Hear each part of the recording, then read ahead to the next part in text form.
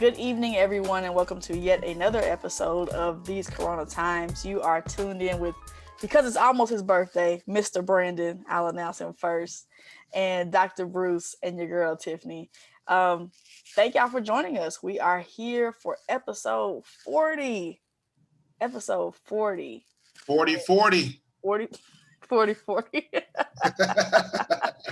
Tonight's episode is called Vaccination Hesitation. Thank you, Simone, for the title. It's a lot of it going around right now, okay? Yeah, a lot of that going on. But please let me do and my it's job warranted. and announce the show. I will. You're right. Let me orientate our viewers to the show. Don't take over. You're right. We would never. We would never dream. I wouldn't dream of it. I wouldn't dream of it. I'm gonna stay within the confines of my job, and I'm going. Right, we leave it to the professionals. Yes. I'm just gonna welcome to orient, and I'm gonna thank you for watching with us, for sticking with us for 40 episodes deep in this thing. I want to thank you to all of our, our returning viewers, our new viewers. We really appreciate you all taking time to watch us. If you are tuning in tonight, although we are recording this on a Saturday night, it is definitely Monday evening at 8 p.m. if you're watching right now. So we want to say thank you so much for tuning in. As always, you can catch us every week on Monday at 8 on our Facebook page at These Corona Times or on our YouTube channel at These Corona Times. Yes, if you are watching during the watch party, then put a picture of a needle. Emoji needles. Did y'all put the emoji needles up? The needle emoji. I'm just playing. Let us know you're here watching with us. Oh my gosh. So you guys, I'll be transparent. I mean, y'all already know, but I'm gonna tell the rest of the people. I woke up at just 15 minutes before this. I am discombobulated. You don't know how to do this. She's not a pro. I am so discombobulated. I wasn't supposed to sleep that long, so I'm gonna try to stay on the track. Man. It happens. But if I don't, just go with it. Don't tell them I messed up. Just go with it. Me and Brandon come straight in from naps all the time. We come straight to the Zoom. All the time. I'm not a napper. Pros. Yep. Simone don't know how to do this. No, I don't. So I'm gonna go to self-care. How did y'all take care of yourselves this past week? Who wants to go first? We should let Brandon go. Who was on vacation and stuff? Right. So I'm actually in the middle of a 5-day weekend. Feeling pretty good. Took some time off from work, and just really focused on myself, focused on just a lot of rest. So my mom, the kids' grandma, they have the kids, and I've just really taken this time to come down.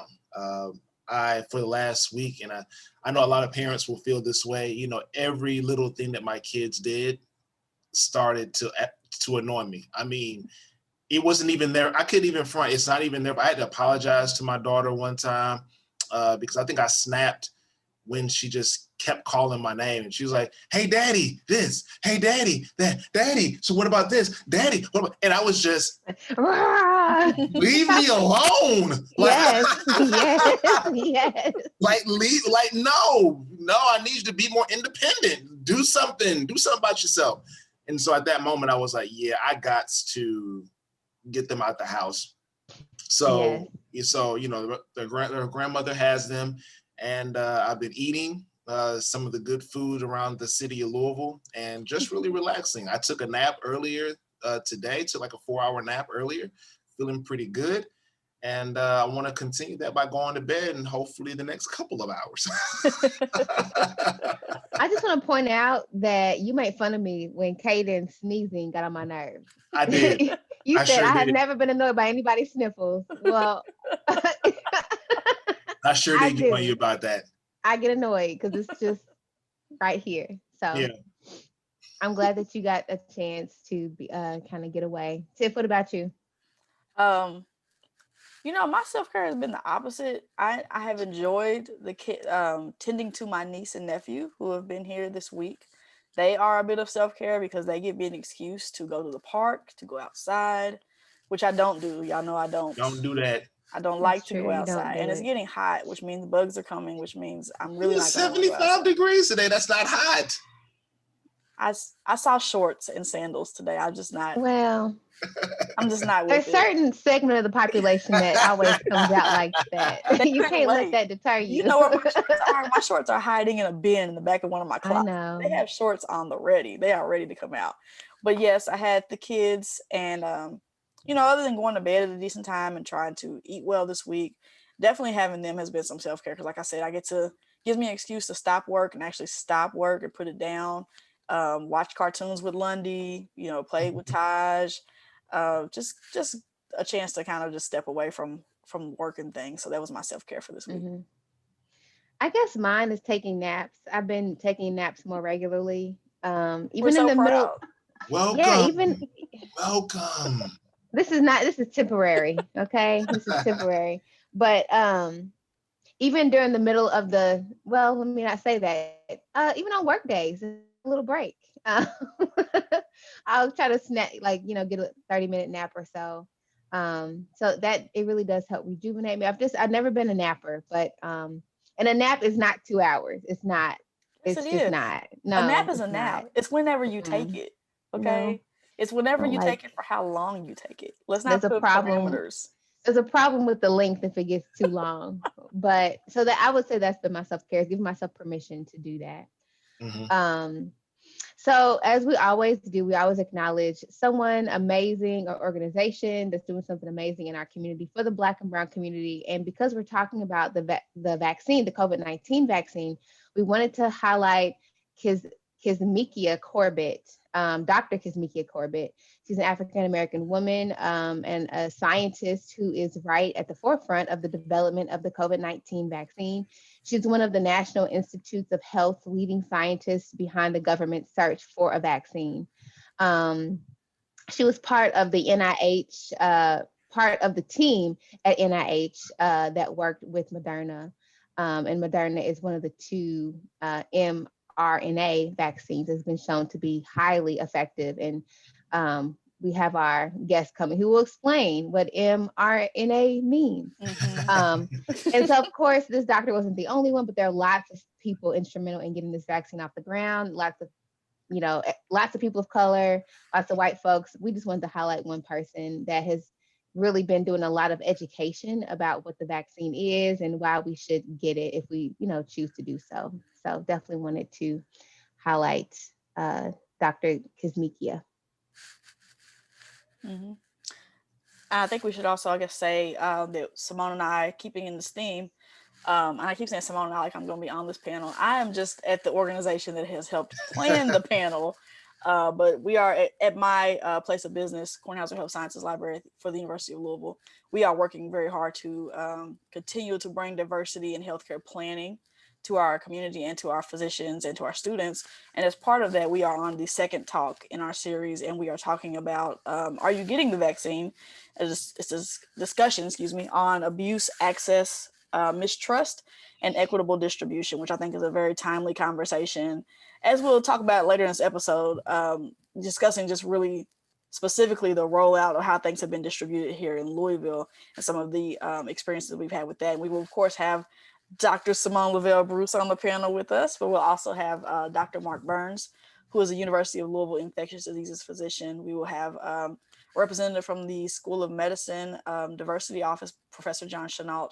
And then finally, we will have Pastor Timothy Finley from the Kingdom Life Fellowship Church. He'll be with us as well for that. And it's going to be Also a future mayor. yep, Finley. maybe the mayor of next Mm-hmm. Louisville, Kentucky. Maybe. He's definitely running. And that's going to take place on March 31st, which is a national holiday in Corona Times Land because it's Brandon's birthday.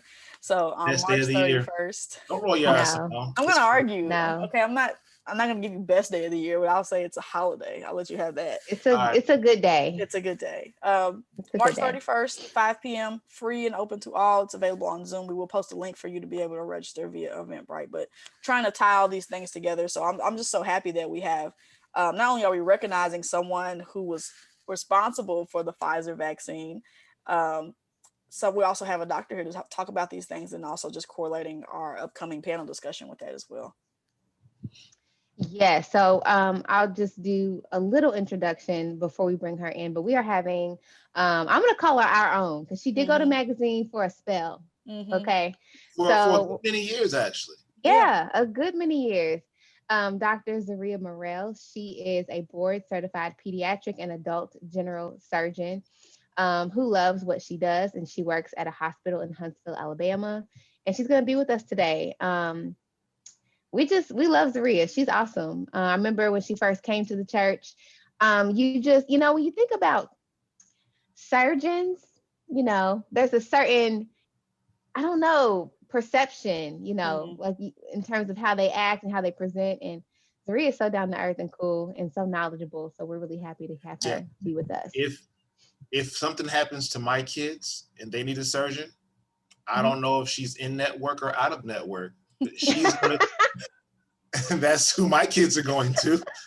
Or that's who's gonna be doing some consults. That's who I'm calling to be like, hey, who should I get up here in Louisville? Because she is gonna be very humble on the show because that's just who she is. But she is a renowned She is. Definitely. surgeon. I mean, Definitely. Yes. she's very good at what she does. So Hmm. yeah, we're very, Definitely. very Hmm. happy to number one, just know her, and then to have her on the show that she was able to Yes. fit us in to her Right. To schedule. her schedule. And Right. I am just pleased to say that I had a world renowned doctor um, assist on my case. We talked about before how I had a stroke 6 years ago. I had it at church.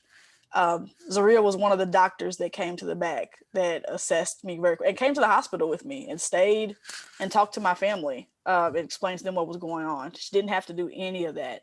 And I love Zaria because she's one of those people who, I know she's a doctor because they call her Dr. Murrell. I don't know she's a doctor because she runs around the church in her white coat every week, or, she doesn't just wear it like a badge on her all the time. But when things happen and a doctor is needed, she comes running. So, I'm just Hmm.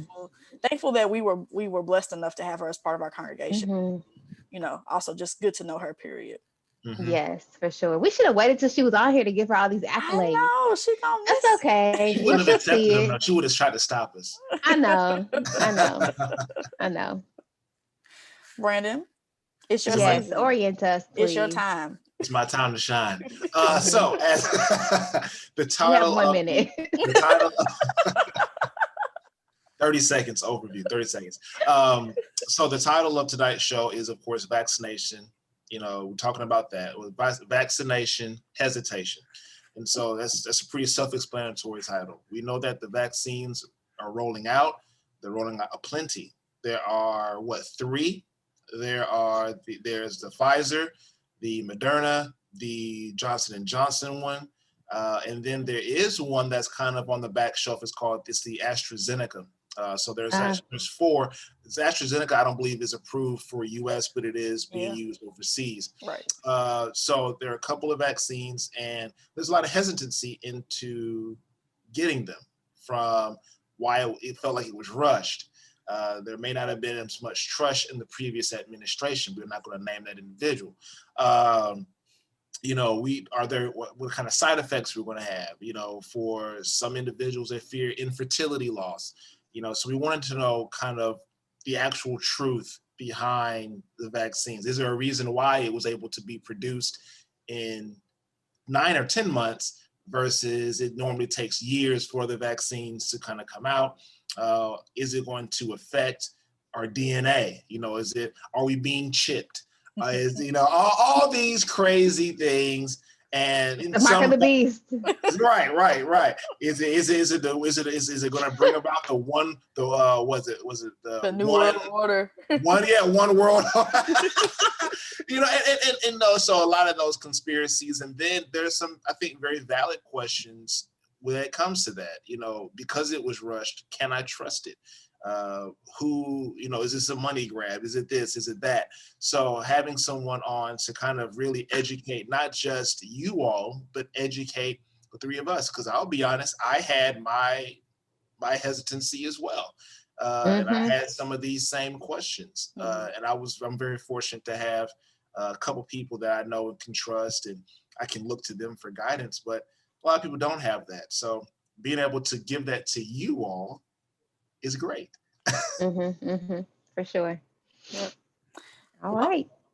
I guess we will be right back with our special guest, Dr. Zaria Morrell. Okay, so as Tiff always says, our screens have gone from 3 to 4, and we have with us Dr. Zaria Morrell, who I said before is a board certified pediatric and adult general surgeon who loves what she does. We did sing your praises because, I mean, I talked to Dr. Crystal, our friend Dr. Crystal, and she was like, Zaria's done many, many fellowships. She's done all of the things and definitely was renowned in our city when you lived in Kentucky. So we know how awesome you are, and we're just very Oh, thankful for you being here. I'm Yes. so And glad I to. have called you. I remember I called you about Caden on something because Brandon was like, if something go wrong with my kids, we're bringing them to you. And I was like, I've called Zaria to ask a question, and she told me to stop the bleeding. I don't know what the problem was.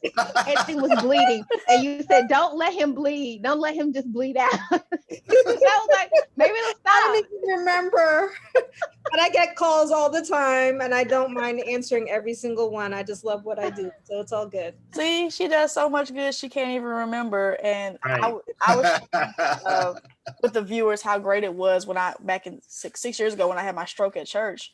How Has it been awesome six it's been years? 6 years, yes. Wow. And how awesome it was that you were there. And I just remember, I don't remember a whole lot, but I remember you definitely being there talking with my family to answer questions for them. And I appreciate that because I know my mother and grandmother were a nervous wreck. So they to this day talk about how kind you were to them and sharing information so they knew what was going on. Always glad to help. Always glad to help. Awesome. So, so we wanted to start off, we sent you a number of things. So we wanted to talk about obviously the vaccine, but all of our experiences with it. Like, so have you been vaccinated? And if so, what was your experience, Zaria? Sure. So yes, I was vaccinated in December. Basically Oh within wow! a So that week was a of it being, long. It's been yeah, that long. yes, I Mm. was Wow. vaccinated within the first week of it being available. I know healthcare workers were allowed to get it, and when we got it in Huntsville, Alabama, I think I probably got it on the second or third day that it became available Wow. because I believed in it. I made sure I video recorded it. I posted it on Instagram, Facebook, because I know people are afraid. So, yes, I know that people were scared, and I know that it's important to lead by example.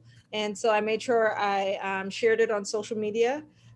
What I didn't have any symptoms after the first vaccine. After the first dose, I got the Pfizer vaccine.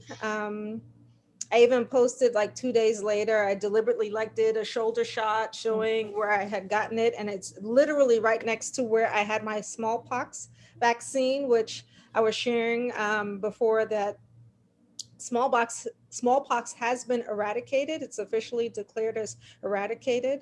But there was a big push to give the smallpox vaccine from like the early 1960s to the mid 1970s. So I really just I believe in vaccinations, and I believe in herd immunity, and we can talk about a lot of different things. So we'll start with that. I got my second dose in January, so literally exactly 22 days later. I was supposed to get it on day 21, but I was traveling. So on the next day, I called the hospital. I was like, "Hey, I missed my dose yesterday." They're like, "Come on in," and gave it to me. Well, not to jump ahead, but that's kind of crazy because I hear of smallpox in just history books. Like I don't know nothing about that. I don't know nothing about that smallpox life or anything. That's not even something that's been discussed with by my doctors or anything like that. And that Hmm. just again just goes to show that vaccines do work. Yeah. They do work, and even in my own family. So I have I'm the oldest of five, and the three older siblings were all vaccinated against smallpox, and the two younger ones aren't because it was already declared eradicated, so they didn't have to get a smallpox vaccine. Hmm. So Yeah. Only pox I know So, about are chicken pox. Those are the right, only Right. ones. which our kids know nothing about. Kids don't Right. know Now, nothing like, about that. well, so again, all three of my siblings, we all had the chicken pox. I was very upset. It messed up my perfect attendance record in fifth grade, and I had to miss like 2 weeks of school. But yes, I actually had the infection, and that's a good jumping off point because you can definitely develop immunity from either a vaccine or from an infection. Um, mhm. the difference between the two is that even though you have immunity, one of them you have to go through the entire disease process, which is the infection, and it can have some serious side effects. Whereas a vaccine takes an advantage of um, either portions of the virus or the current vaccines that are being given um, are geared towards specific proteins on the virus. So that way your body builds antibodies Mm-hmm. Mm. to the virus, and then ideally you won't ever get it. And so it's preventative. And I don't know anybody who would choose to be sick versus prevention. So Well, So since that, go go ahead, ahead, Simone. Randy. I was it since you brought it up, Dr. Murrell. What's because I know a lot of people are like, well, I've had COVID, so what do I need to get this vaccine? So is there a time limit of your the antibodies Antibodies. being in your body? so there's still a lot, unfortunately, because this is the novel coronavirus of 2019. There's still a lot about it that we don't know. But what we do know is that people who have had COVID, the infection, have gotten it a second time. Mm. And Mm. we do know that people who have gotten the vaccine have had an increased protection, and they have a higher number of antibodies in their bloodstream compared to people who have had the infection. It Oh, seems like okay. those who have had the infection develop antibodies, and then there's a decline, although we Mm-hmm. don't know how quick that decline is, but it seems like there's a more sustained length of time for the antibodies after getting the vaccine. Okay. Thank you. So that's why we are pushing the vaccine. Yeah. I have a question about that because you just outlined a lot of really good history and all of that. So is that what helped you to be confident in it? Because you're right, a lot of people are worried and scared about it, and you got it really quickly. So was there ever a point when you were like, I'm not sure if I'm going to do this? And if so, what made you kind of turn around and say, you know what, I'm going to get behind this, I'm going to do it? So one of the main reasons why I really believed in the vaccine is because I believed in the science behind it. Uh, Vaccines have been in the process of development since the 1800s, the late 1800s. And there really became a big push for vaccinations probably in the 1930s and 40s, as especially after the original flu pandemic of 1918. And so there was this big push for vaccinations, and smallpox and measles. There've been, significant outbreaks, and as the development of those vaccines have happened, of course, back then in the 30s and 40s, people were scared. You're giving them a weakened virus, but now the the science behind vaccine development is so progressive. And then in this particular instance, because so many people travel and this is a true pandemic, we knew that um, getting people to be in the study, a lot of physicians and healthcare workers volunteered to be in the studies Mm-hmm. that were happening simultaneously as the vaccine was being developed. And so, there are certain steps that are involved in vaccine development. None of those steps were skipped in Right. the development of this vaccine. The reason why it happened so fast is because there was a concerted effort around the world Mm. to push for this vaccine, because there were so many people dying of it, and also because there were so many volunteers. Many times the reason why vaccines take such a long time to be developed is because you have to get people to be in the studies, Right. you have to follow Mhm. them. Well, in this particular case, as we are watching people die, there are healthcare workers come up saying, come on, give me the vaccine.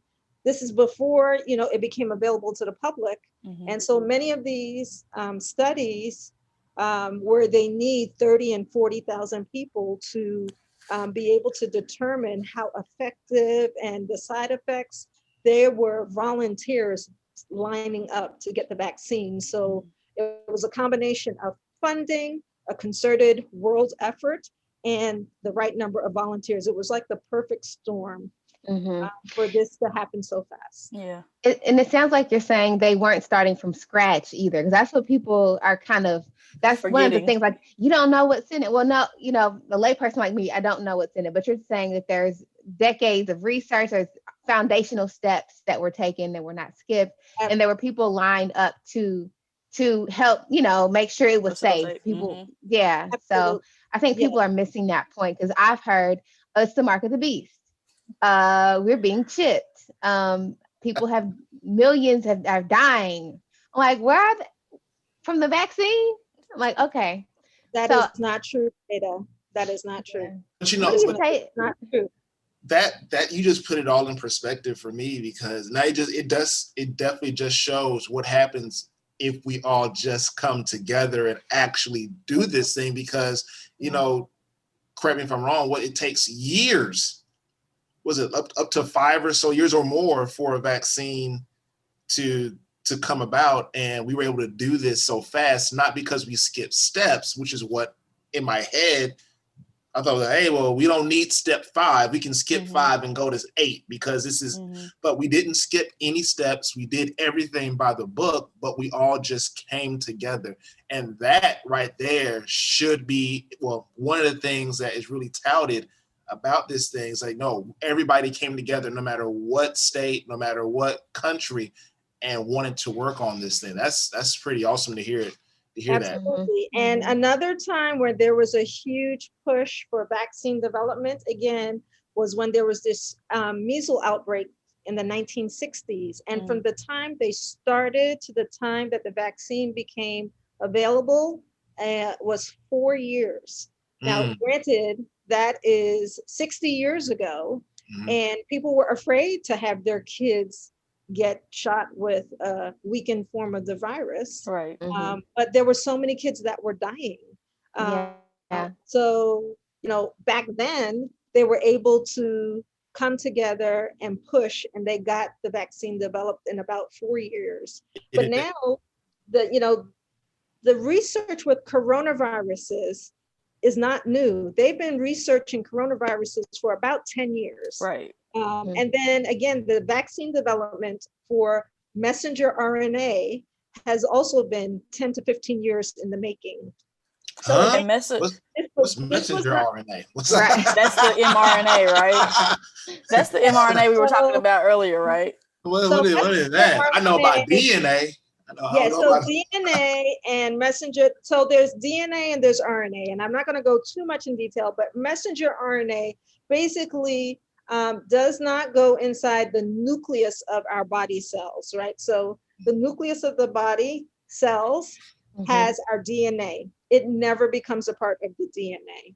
The messenger RNA basically has the cell make an antibody to a particular protein that is on the virus, in particular the spike. So I have pictures, but there are it's called a coronavirus because it looks like a crown. All these little kind of sticking up is what those are the spike proteins, and the messenger RNA that is basically sent through the vaccination tells each cell, hey, there is a part of the spike protein on the coronavirus that has this little segment that is unique to the coronavirus, and it is not normal. You need to build some antibodies against this so that when you see it in the future, you beat it up. You just take it out. And that's what the messenger RNA vaccine development is doing for this particular vaccine. Okay, that's very helpful. I like the way you said. I wish they said that like that on the news. Right. Right.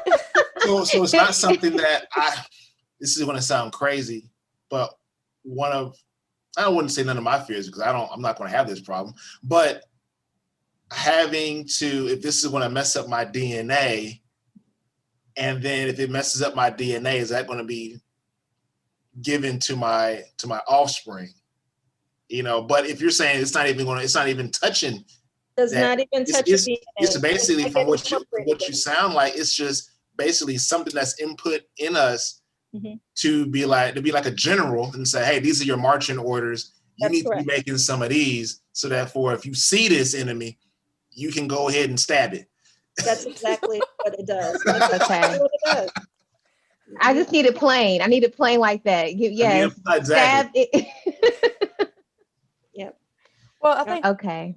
part of that hesitancy, we won't say this too long, but part of that hesitancy was how this was handled formally by previous leadership. It's just there were a lot of mixed messages. There's a lot of confusion. So it helps when somebody explains it to you plainly. But unfortunately, you've had several months of miscommunication and, talks about bleach and ultraviolet lights and all that good stuff. And I think people have developed a fear. And I think some of that fear, so especially for people of color, comes from a different place, just because of the medical history of mistrust that we have that goes back, far and wide. So I think some of that, just trying to break that down by being transparent and being honest is extremely helpful. And I'll just share today that I got vaccinated today with the Pfizer vaccine. I feel fine. I got shot number 1. I am a little sleepy, but I think that's just human error and not. I also got my Pfizer shot this morning, and there is a little bit of, for you all watching on Monday, I got it Saturday morning, and all I've had, it's been about 12 hours since I've gotten it, a little less than that, and I have some injection site soreness. Outside of that, nothing else. But yeah, Zaria, oh, go ahead. I was gonna say, I'm a person that vaccinates, and I get my flu shot every year. I have worked in a hospital setting, so they encourage getting flu shots every year. But as the nurse was giving me my shot today, I hate needles, so she was like, "Okay, just a little stick." And when she stuck me, I was like, "Huh." But you know what? It's better than getting COVID. That's all I'm gonna say. It's better than getting COVID. That you could mention that about getting the flu shot. So the flu shots every year is only about 40% effective against the flu. Whereas the coronavirus vaccine, the Moderna and the Pfizer are about 95% effective. Right. The Johnson & Johnson is about 70% effective. And then the new one, the AstraZeneca, is about 75 to 79% effective. So that's even more effective than the flu vaccine. But what you need to understand, though, is that the effectiveness depends on how easily the disease is transmitted. So I had mentioned something about herd immunity before. Yes. So what herd immunity is when a certain percentage of the population is immune to a disease, either by vaccination or by infection, and it confers a protective effect on everybody else. And so depending on how contagious the disease is will determine how much of the herd needs to be immunized. So case in point, when there was a huge outbreak of the measles, one person with the measles can easily infect 12 to 18 other people, just about, because it's so contagious and it's airborne. So in order for there to be herd immunity, about 95% of the population has to be immunized so that it's not transmissible anymore. Okay. When it comes to correct. So when it comes to the flu, believe it or not, influenza, just standard influenza, one person can only infect about 1.5 to 2 people. Really? Yes. So it's transmitted by droplet as opposed to being airborne. Droplet means you have to actually see the droplets coming out of persons. So with the flu, to achieve herd immunity, you only need about 40 to 45% of the population to be immunized.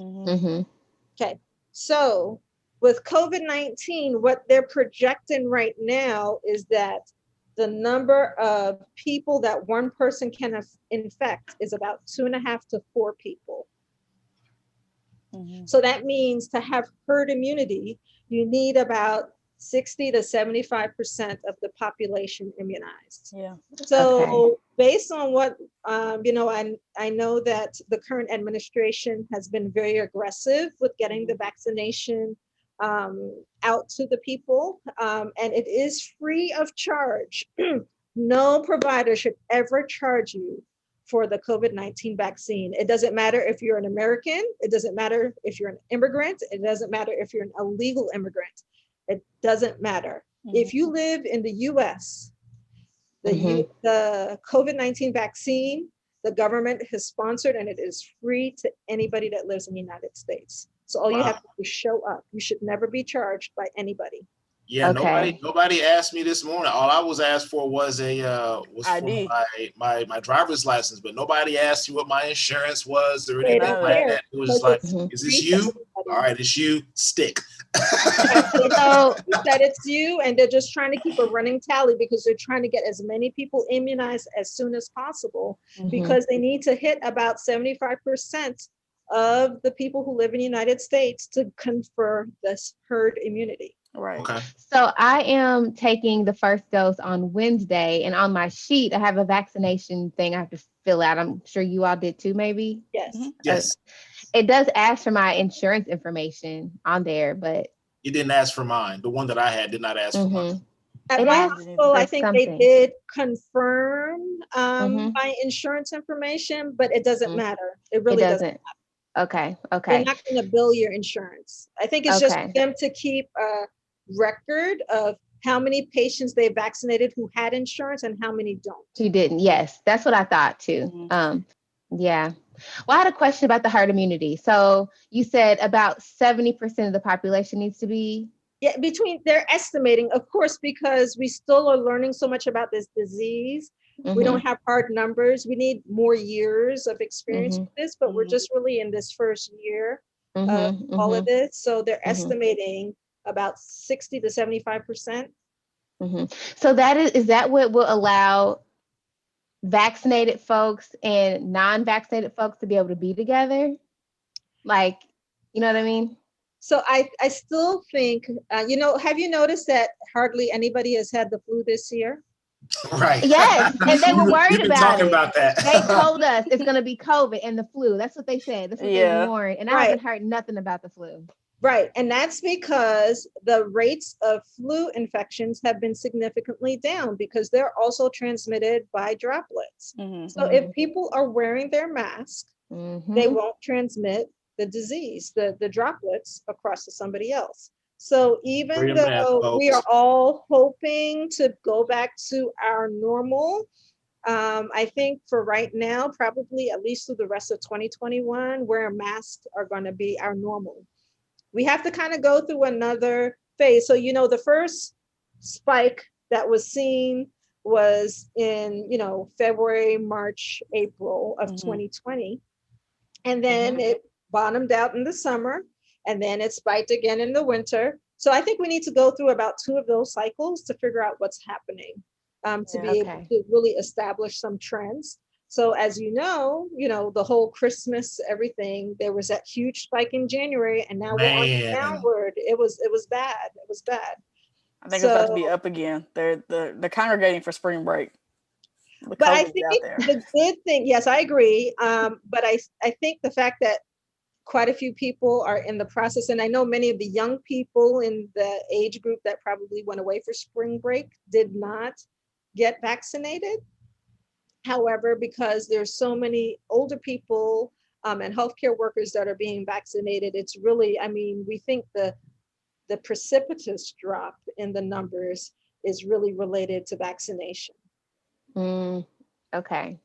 Okay. Yeah, because at one point here in Kentucky, and I know other states had it way worse than us, but we were up into like 4,000, 4,500, up to almost 4,500, new cases per day. Yeah. And I believe earlier this week we're down between 500 and 750, Mhm, mhm. per day. I have Stark. a really great slide that Please Um, share. I oh, made you co-host. Please share. let me see. Let me share my screen. Let me get, okay. Okay, so I'm not going to go through all the slides, but the reason why I have these ones up are because there's some really great links, and this one shows the numbers, and it's kept up to date, basically in relatively real time. Hopefully, it will come up here. So this is the World Health Organization, and it shows how many cases have been in the world. But then the CDC also has one as well, and it's updated daily as well. And in the United States, there have been almost 30 million cases of COVID, and we've had 140 million people vaccinated. Let's see if there's anything else. So what I wanted to, in this particular image, you can see a computer generated image of the virus, but what the mRNA does is it makes this spike protein. So these spikes coming out are what the mRNA is coded to make just a small segment. It's not making the spike protein, it's just recognizing something in it, a very unique combination, and then the body makes antibodies to that spike protein so it can then Oh, so fight. is that okay? So you're saying so this particular COVID, this particular COVID-19, the mRNA is basically coded to that. It's coded just to the spike protein. Just that spike, because Just there's these something little, yeah, inside of those it that's cells like special, right? clickers. Yes, correct. So Those spike proteins. is that why we're not for sure yet about the variants, because the mRNA is coded to something particular in this particular variant, but in the others maybe it's slightly different? Correct. And so that's what we're all still kind of waiting to see. It seems as though that the Pfizer vaccine is still efficacious or still has good fighting power against it. There are two other strains. There's a strain from the UK and there's a strain from South Africa that has been detected. I think the interesting thing is that it seems as though those new strains, they're calling them slow development for the most part. The reason why we get a flu shot every year is because the influenza virus mutates all the time. And so far, there's only been 2 variants that I'm aware of, but I'm sure there's probably more to come. But if the spike protein in those other variants still has that same code, then the vaccine should still work. Got you. And we won't know until we know. We won't know until we have cases and people get sick. Okay. Let me see if there's any more. So, I mean, this whole slide presentation, I don't want to go through all of it, but because we've already talked about a lot of it. But, a vaccine, the whole point of a vaccine is that it helps your body build the antibodies to prevent the disease from happening. So this is very helpful though, because this is not magic, it's science. And I think people expect you all doctors to know everything all at once, and sometimes things happen and you have to react to it and adapt. So this is very helpful.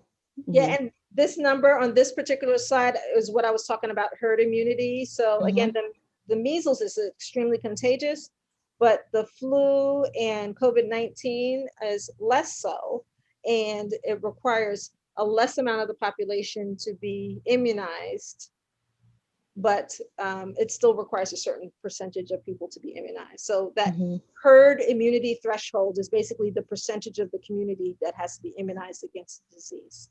Okay. So I don't know if you want to go. I can go through all of this. The benefits are that you will not get ideally as sick as people, and I think that's the reason why this disease has been so devastating is because it has affected people across age groups, Yes. and you cannot tell, you cannot predict who is going to become gravely ill and die, and Right. those who are going to recover.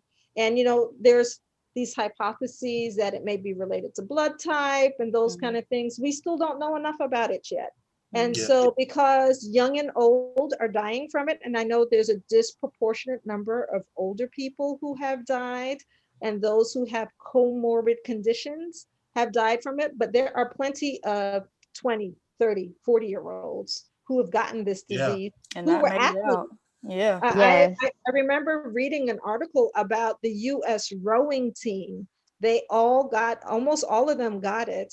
And these people who are aerobic like champions, I mean, Elite of the they elite. row, and they could not even get out of their bed and walk across the room. Yeah. And so if Mhm. it can put down an athlete, that's the problem. So that's why I think it's so important for people to understand that, I know you want to get back to your normal, but we can't tell who's going to be sick and who's not going to be sick. And so that's why it's so important to mask up and sanitize and maintain your distance. I cannot Mhm. emphasize it. Yeah. Let me ask you this, Zaria. There are people who say, like, I'm just going to take my vitamin C or my vitamin whatever. Like, you know what I mean? Like, they'll say, I'm going to just continue to take my vitamins. And at the beginning of this thing, what was it? There was something people were taking a lot of. I was I've lemon seen zinc. pills. I've Huh? seen zinc. I've seen magnesium people taking more of. I've seen different types. Elderberry. Elderberry. Elderberry. Elderberry. Yeah, elderberry. I've seen What do people you talk about different types of steams that they use. lemon It was the pills. steam. Yeah. I am not knocking natural remedies. However, the best way to prevent disease is to prevent it. So literally prevent it by decreased exposure. So taking vitamins and extra supplements are great, but if you're not wearing a mask, if you're not washing, these are proven ways to prevent germs from spreading. Mhm. Cover your face, wash your Wash your hands, hands. maintain your distance. Mm-hmm. All those other things that they're doing, fabulous. But the vaccine, I mean, I would dare ask these people who are taking these additional supplementations if they were vaccinated as children. And I don't think they understand how important it was for them to be vaccinated so that they could go on and do The things they're doing normal now. The things things, they were go to doing. church, go to Yeah. concerts. I mean, there's an assumption that the majority of people have been vaccinated, and that's how you can congregate in large places, in large groups, and nobody gets sick. And Yeah. for me, since so many people always want to compare COVID-19 to the flu, I'm just gonna again compare my experience getting my flu shot every year. I've had the flu without having any flu shot, and it I was had, awful. it It's was awful. terrible. It It put me was, down. man, I was out for a Thought I week. was gone. I was over, and I've gotten flu shots for the vast majority of my life since then, and I've gotten the flu since with the flu shot. It ain't been nowhere near as bad as having the flu without having the flu shot, and that's Well, I how I have not feel gotten about flu COVID. since I've been getting the flu shot, and I am very vigilant about getting my flu shot, mainly because I take care of children, and Mm-hmm. children bring the flu to the hospital, and I'm not trying to Mhm. take it home to anybody. My husband is a type 1 diabetic. I'm not trying to bring any diseases home to him. So I am Mhm. very vigilant about making sure that I keep myself safe to protect those I love. Mhm. Mhm. Is there a I'm not sure if there are additional slides you want to share, and I'm There's happy. a couple more. There's not a Oh, lot. sure. Oh, this is the one slide I really want people to see, Mhm. because there is a difference between the vaccines.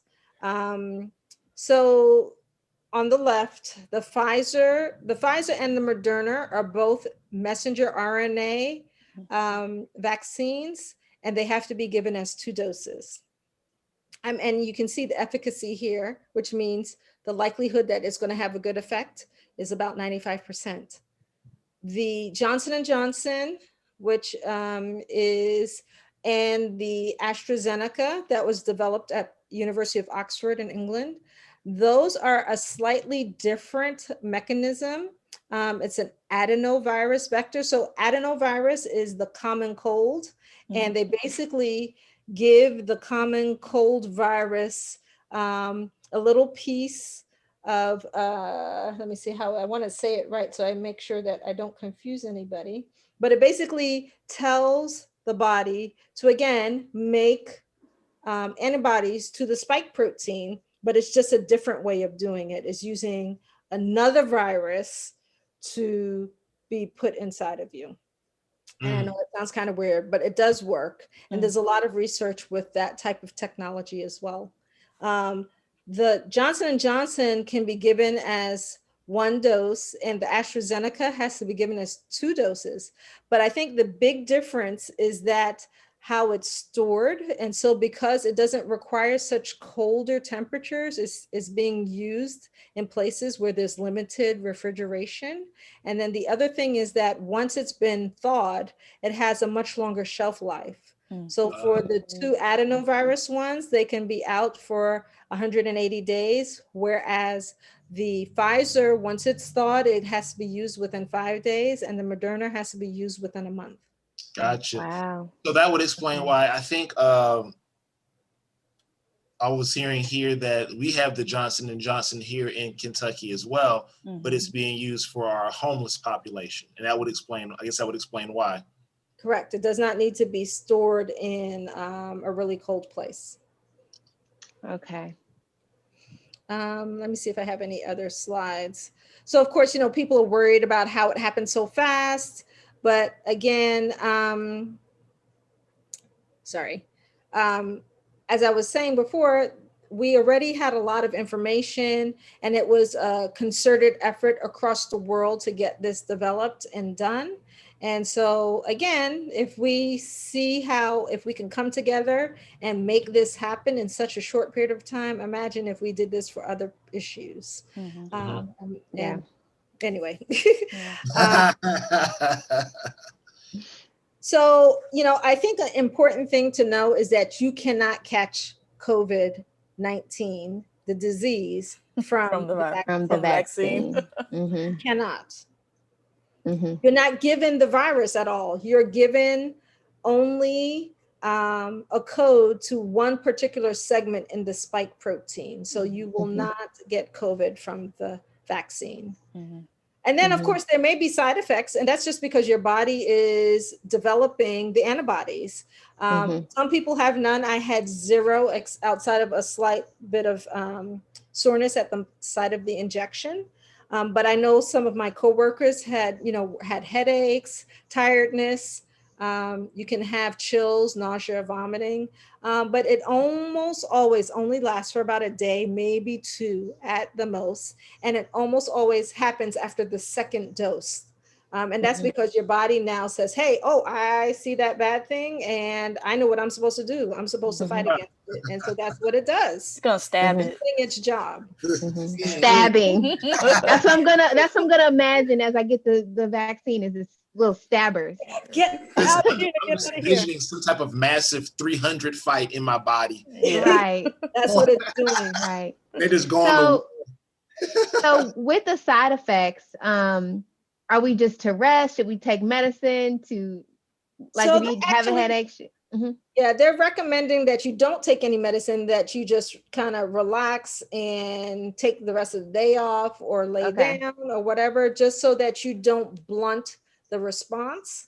Because ibuprofen is an anti-inflammatory, and part of this whole disease process is inflammation. So if you try to quiet the response, they just don't want to blunt that effect. Yeah, kind of defeats the purpose there. Yeah, okay. So just stay hydrated and just suck it up. Don't lay down. And lay down, and it will pass. I mean, 2 of my coworkers both had some side effects, and they both basically just laid down, and they said that when they woke up the next day, they were okay. Are there some things that you would say that if you were having some sort of reaction that would prompt you to go to the hospital or call 911, what would you say might be one of those side effects? Sure. Shortness of breath or difficulty breathing, anything where you feel truly compromised. But other than that, I think you could probably rest at home. Mhm. So just like your mama used to tell you, my Put some stomach tussin on hurts. it. Go lay down. Yeah, go lay down. Go lay down. My head hurts. Go lay down. All That's it. That's it. Turn the lights off, close the door, lay down. right, go lay down. Um, Another question, and I know Brandon had brought this up. Will the COVID-19 vaccine change my DNA? It does not. It just, again, teaches your immune system how to fight against this special protein, and it doesn't even get incorporated into your DNA. So it doesn't affect it at all. And as I mentioned before, it's still important to maintain wearing a mask, washing your hands, and staying 6 feet apart. Mhm. And that's it. And then just the resources where I got this information from. Zaria, there was something that I read. I think it was, I'm not gonna say where it's from. I think it was a reputable source. But after you get vaccinated, something about a few days, you need to wait a certain number of days before you're like fully vaccinated or something. Yeah, What is it, like 30 days or what is it? Yep. So in this particular image that I showed before, they are able to detect antibodies to the that you need. For the Pfizer, 7 days after, and then for all the other vaccines, it's about 2 weeks. So you're Okay, basically ready to fight any exposure at about 2 weeks. I would say understood. across the board. Okay, thank you. Yeah, you're welcome. All right, I'm going to So, stop sharing my, is that okay if I stop sharing this? Yes. Hmm. you had mentioned your husband having diabetes, and so there are certain populations, obviously, that have other, health concerns that might make them more vulnerable. I was wondering what you could share about pregnancy and the vaccine and if it's safe. Absolutely. So there has been some research on it. They're trying to get about 30,000 pregnant women involved in vaccinations. I know that they have gotten about 3,400 so far, about 3,400 women who have participated in the study so far, who are pregnant or have been pregnant or are lactating. And what they have found is that same amount of efficacy. So not only are the mommies having the antibody detection, but the child as well. The child is able to develop the antibody. It's also, the antibodies are also being coming out in the breast milk. Wow. Okay. So they are saying that it's safe for pregnancy, and at least the 3,000 women and change who have done it so far have been very, very pleased.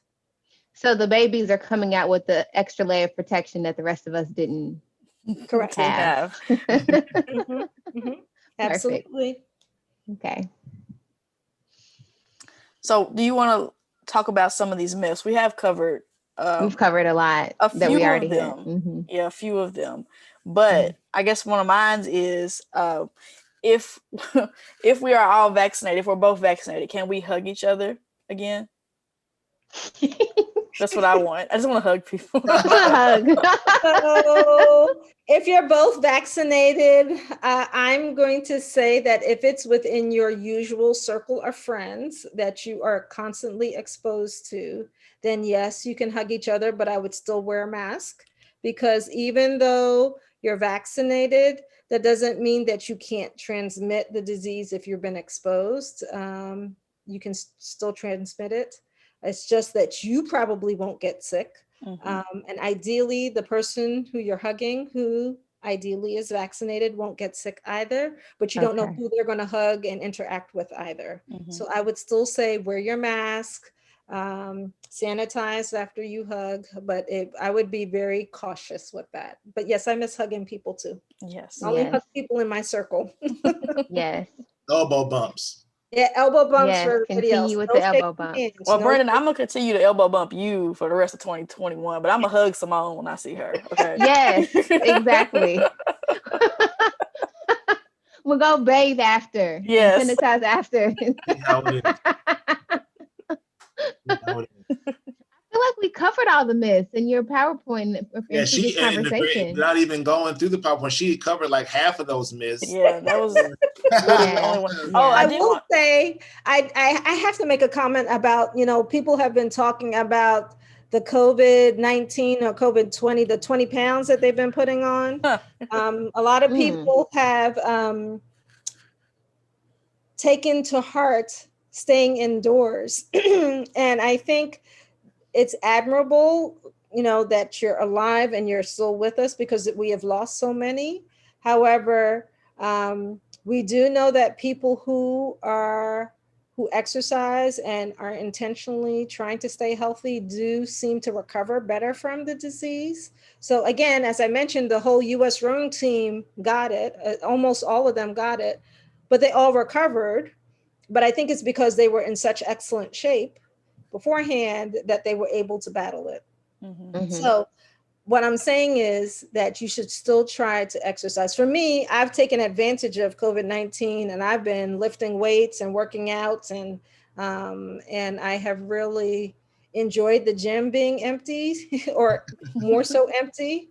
Um, and for a long time I was wearing a mask at the gym, but it's only recently since I've been vaccinated and as the numbers have been going down that I have been wearing the mask a little bit less at the gym, but I wear it every place else, and I always wipe down all my equipment before and after use.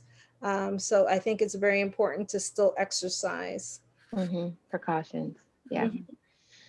Now, a lot of states, as you know, are reducing their restrictions. Do you think that it's too soon for that, even with, people getting vaccinated? I think that only time will tell.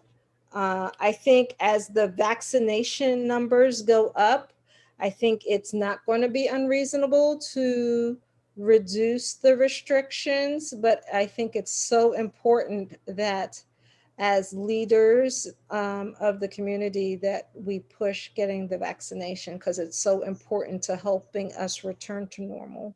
Mhm. Hmm. Hmm. Yeah. I think here in Kentucky, we have it for our mask mandate is in effect for another 30 days. It's supposed to expire on April 6th, and then Ours is expiring in Alabama April 9th. they expect our governor to renew it another 30 days after. But in Indiana, they have lifted their restriction, their mask restriction. Of course, they got nothing to do with me. I will still be wearing my mask. I'm still going to Right. wear my mask in public as well.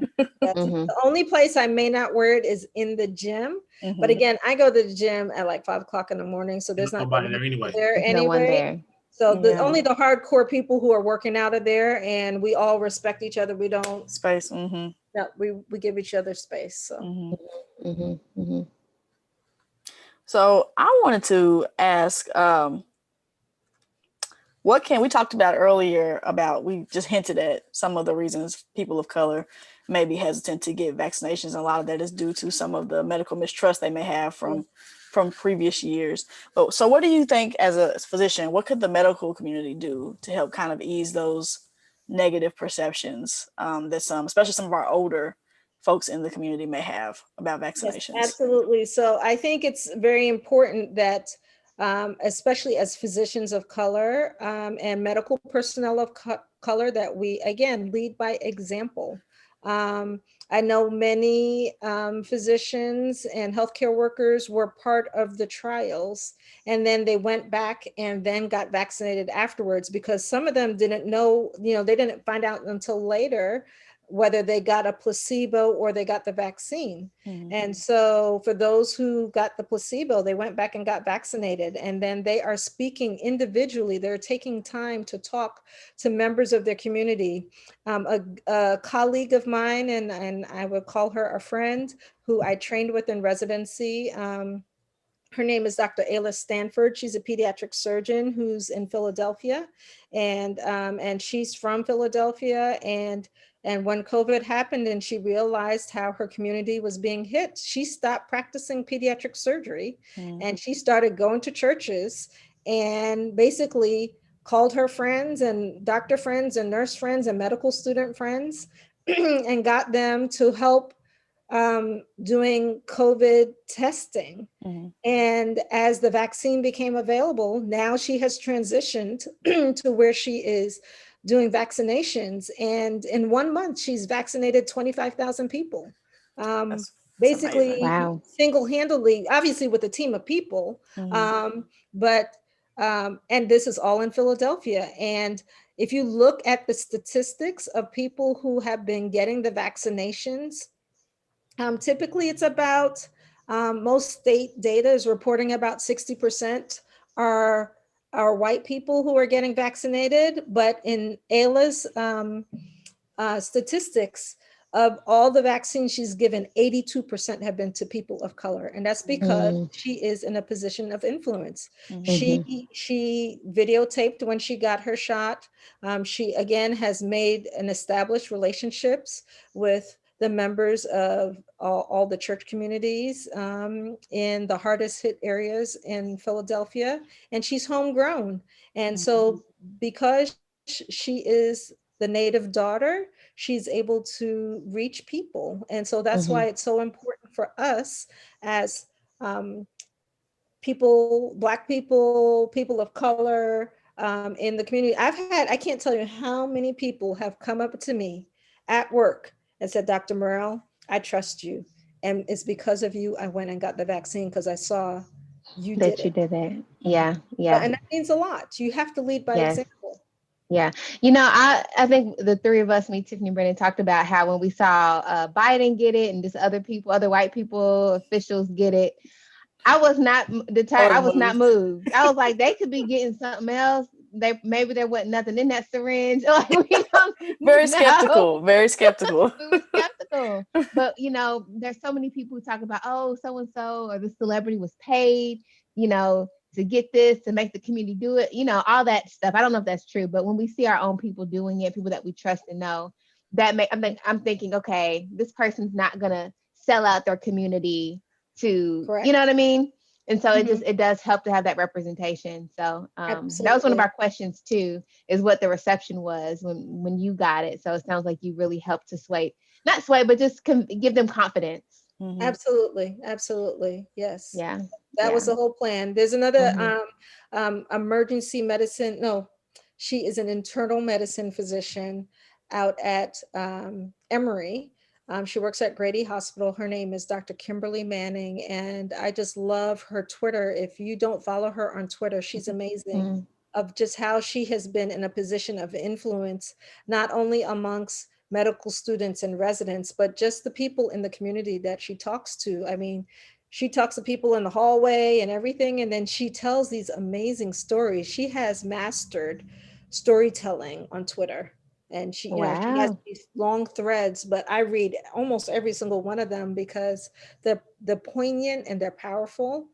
And she's in a position. I mean, people change their minds based on Hmm. relationships. It's always Hmm. based on relationships. If Mhm. you have trust, then people will communicate with you, they will be vulnerable with you, and they will follow your lead. Hmm. Hmm. Yeah. Well, you all, is that all of our questions I for wanted to Dr. Morrell? I Hmm? wanted to ask one more. Hmm. Maybe just as a closer, unless Brandon has anything. I don't. Okay. Just maybe like as final thought, as a black woman, a mother, a physician, a person of faith, what would you tell someone who is skeptical about getting vaccinated? I would say trust the science, honestly, because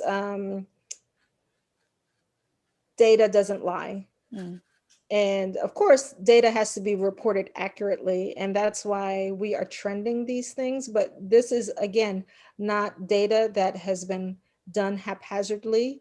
Um, in that slide that I had shown before, it showed how many people were in each portion of the study. And I know for Pfizer, they had 43,000 people. Mm. Moderna had 30,000 people. The data doesn't lie. Um, and again, I agree that you may have some concerns because this is all new. But if you've lost somebody, I have had enough friends who have had parents or siblings. I've had a physician who I trained with who lost his brother. I mean, and these are people, again, in their 30s, their 40s, their 50s, who are dying. It's just appalling. And so I don't know if you would rather choose to take your chances and risk getting ill and die, or would you take a vaccine? I would just say, look at the data. Don't listen to what other people are saying. Read the data for yourself, which is why I provided the slides to try to give you some links to the data. And, we know that people of color, Black and brown communities have been disproportionately impacted by this terrible disease. And so to have you and other doctors talking about these things, people of color in particular, like the representation is so important, and it's having a real impact for young people of color. It just shows them yet another example of what they can do, what they can be. And we need that. We so need that in our community, for young people to see all of you all doing what you do. Because it opens up a whole new, I don't know, can of worms. Like, okay, Zaria's out there doing this. Maybe I can do this one day. Maybe I can be out there leading the community. And we're seeing more of that within medicine and other fields as well. Absolutely. And we just need that. So we're so thankful for you being here today. Oh, I'm so glad I had a chance to be here and see all my Louisville people. This is awesome. Yes. Yes. Awesome. We're just glad that nobody needed you more than us at this moment. And Yes. you didn't have to get called away. Glad, besides my brother trying to call. But we truly appreciate you taking the time to sit and talk with us. Thank you so much. And it's You're so always welcome. good seeing you. Absolutely. Yes. Same here. Same here. Looking forward to the day when we can visit and hug again. Yes. Yes. We are too. Yep. But you just elbow bump Brandon. Don't hug him. Just elbow bump him. Yeah, don't hug Hug Brandon. us, but not him. Take care, Zaria. All right. You're welcome. Thank you. Thanks, Zaria. All right. Bye. Bye-bye. All right. So it was just an honor to have Dr. Zaria with us on the show. We won't keep you long because we have hopefully not disrespected your time this week. It's been a very informational episode this time. So it's always informational, but this was just something I think it was very needed, a very timely discussion. So let's go through and talk about our gratitudes if we could, as we close out. Who wants to go first? Anybody want to go first? I think the birthday person should go first. I will go first. I am thankful that I was able to get my first shot today of the Pfizer, and I'm thankful that my birthday is on Wednesday, so 31st, and then I'm also thankful for rest. Nice. Yeah. I'm thankful to have been able to get vaccinated today, which will be Saturday. It'll be Monday when y'all see it, but on Saturday. Just realizing that I'm in a place of privilege. I had no trouble registering. I had no trouble finding an appointment. I had no trouble getting to where I had to go to get my shot. So I'm just so thankful to have these things available. I'm thankful that my grandparents have been vaccinated. I'm thankful that my mother and my sisters have been vaccinated. It's just I'm glad to see more people of color openly walking in, begging to be vaccinated pretty much. So I'm just glad to see the reception that the vaccination is getting. I'm very thankful for this whole conversation. And I got all the feels talking to Zaria because to be in person with her at church, she's just such a warm person. And she took her time out to do this. We didn't pay her anything. She said she loves her job and she wants to educate. And so she said it in a way, she shared information in a way that was really easy to digest. And I hope that people who are skeptical will be moved toward, taking it, or at least just reading more and kind of thinking more about what she said. So I'm just thankful that she was here and that we could do this. And I'm also really grateful for our platform too. I never thought at all that we would be interviewing people. That is not what we said we were going to do. So I'm just really proud and thankful for what it is that we're doing. We're using our platform, and I appreciate that because, just as Zaria did for us, her, taking that picture, posted it on Facebook, sharing her vaccination card, that was very helpful. So I hope that these three faces that you see from week to week who have said to you, we're getting vaccinated. We have made appointments. We're okay. You know, Brandon and I are doing fine. Simone will be getting her vaccination soon. Hopefully you all, you know, who are still on the fence or have some doubt will see this and maybe it'll move you closer to wanting to get it. Yep, for sure. Yeah. We're gonna let you go because, you know, Brandon got things he gotta do and he wants to get rid of us. So Whatever. he's got birthday behavior. Oh my gosh. Too, so we're gonna let him do that. So until next time, we want to just say that wash your hands, as Dr. Zaria said. Just because we got a shot, yes, wear your mask. Don't get Derek Jackson out here, okay? Please, don't do it. Put your bonnets, aka your helmets, on, please. Thank you all for watching, and we'll see y'all in the watch. Well, this is the watch. It's the watch party. Right. I know. It's an inception. Put the needle. Put the needle. The needle in the emoji. Yes. All right, y'all. Always feel justice for Breonna Taylor. And until next time, we remain yours. Yours. Good night, everybody.